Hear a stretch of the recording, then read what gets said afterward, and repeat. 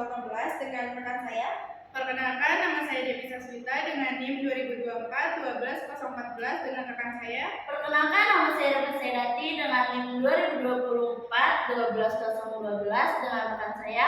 Perkenalkan, nama saya Dendra Fatifah dengan NIM 2024-12011. Kami dari kelompok 1 akan mempresentasikan PPT kami yang berjudul Inovasi dalam Bisnis. Oke, kali ini kita akan membahas PPT Inovasi dalam Bisnis. Inovasi dalam bisnis itu membahas tentang pentingnya bisnis di dalam dunia usaha yang terus berkembang pada saat ini. Selanjutnya yaitu latar belakang. Di dalam dunia bisnis berubah sangat cepat di teknologi dan globalisasi. Selanjutnya persaingan semakin ketat dan inovasi menjadi kunci bertahan dan berkembang. Lalu banyak perusahaan gagal karena tidak mampu berinovasi dan Indonesia memiliki peluang besar dalam inovasi. Di era sekarang itu dunia bisnis itu berkembang sangat cepat di teknologi dan globalisasi.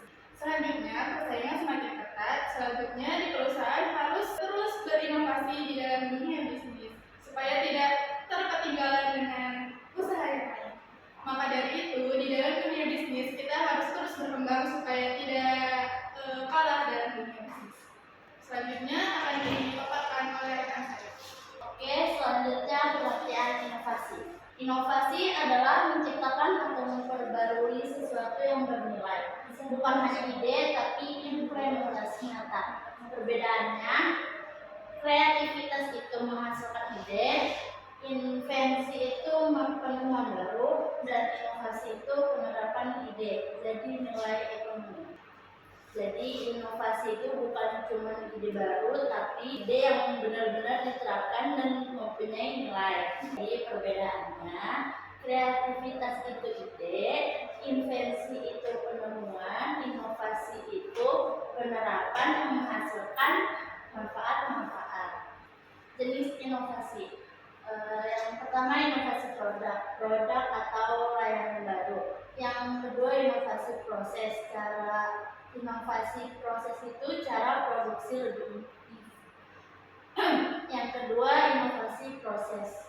Inovasi proses itu cara produksi lebih efisien. Yang ketiga inovasi model bisnis. Itu cara menghasilkan keuntungan. Yang keempat itu inovasi pemasaran. Itu strategi promosi baru. Yang kelima inovasi organisasi itu perubahan struktur dan budaya kerja. Jadi ada beberapa jenis inovasi yaitu yang pertama produk, yang kedua proses, yang ketiga model bisnis, yang keempat pemasaran, dan organisasi. Jadi semua ini penting untuk perkembangan perusahaan. Oke, baik, selanjutnya itu adalah tingkatan inovasi. Di sini itu ada incremental yaitu perbaikan kecil atau bertahap. Yang kedua adalah radikal yaitu perubahan besar atau revolusioner, dan ketiga itu ada disruptif atau menggantikan sistem lama. Contohnya itu seperti Gojek. Gojek itu termasuk ke dalam disruptif. Kenapa? Karena kita menggantikan sistem lama yang tadinya kita cuma nemuin ojek pangkalan kan, tapi sekarang kita ada sistem Gojek yang dimana kita bisa akses itu dari handphone kita, jadi kita nggak perlu ke pangkalan lagi. Jadi dimanapun kita bisa ambil ojeknya ke kita gitu, tanpa kita harus ke pangkalan lagi gitu. Makanya dinamakan ojek online gitu. Lalu ada juga update aplikasi yang dimana ini itu masuk ke incremental. Kenapa? Karena incremental itu sendiri kan adalah perbaikan kecil. Nah, update aplikasi itu seperti halnya kayak yang sebelumnya yang sebelumnya cuma ada beberapa fitur itu kita update aplikasi gitu, entah update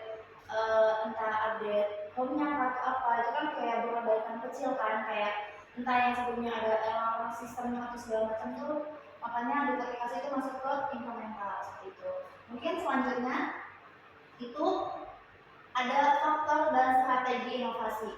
Nah, yang pertama itu ada faktor pendorong. Faktor pendorong itu ada teknologi, persaingan, perubahan konsumen, dan globalisasi.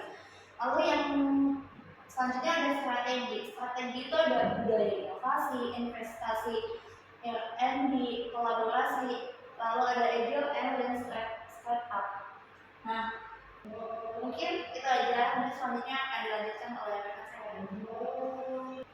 Selanjutnya di sini ada studi kasus. Studi kasus terdiri dari beberapa bagian. Yang pertama ada Apple, yaitu inovasi produk dan ekosistem, di mana Apple ini pastinya ada pembaruan setiap tahunnya. Nah, dari contohnya HP atau laptop yang ada inovasi setiap tahunnya. Selanjutnya ada Gojek, super app dan dari masalah sederhana. Contohnya yang seperti yang dibilang dengan rekan saya tadi, sekarang kita kalau misalkan mau pesan ojek, itu kita tidak perlu ke pangkalan lagi, yaitu kita cuma bisa scrolling dari rumah gitu. Jadi ojeknya nanti udah nyampe sendiri di depan rumah. Selanjutnya BRI, inovasi layanan digital yang menggunakan aplikasi Brimo atau Briling. Nah, di sini kita kalau misalkan mau narik tunai atau stop tunai itu kita nggak perlu menggunakan kartu lagi, jadi kita bisa cuma menggunakan layanan di HP doang gitu. Terus buat Tesla itu inovasi produk dan sistem bisnis. Oke, next. Baik, di sini ada kesimpulan dari inovasi, yaitu inovasi adalah kunci utama dari keberhasilan bisnis. Tanpa ada inovasi, bisnis kita yang kita bangun dari nol bisa jadi akan ketinggalan dari bisnis-bisnis baru lainnya. Selanjutnya harus dilakukan terus-menerus, seperti yang saya bilang tadi, biar kita tuh gak ketinggalan oleh perkembangan zaman. Next, tidak hanya teknologi tapi juga strategi dan budaya. Nah, di sini juga kalau misalkan teknologi kita tidak memperbarui, tapi kita punya strategi tersendiri nih buat selain bisnis kita, yang intinya pokoknya bisnis kita tuh bisa maju tanpa teknologi, itu pasti ada ide tersendiri. Terus buat peluang besar di masa depan, yaitu AI, green business, UKM digital, dan ekonomi kreatif. Mungkin itu aja dari kelompok 1. Sekian dari kami. Assalamualaikum warahmatullahi wabarakatuh. I just had to let you know you're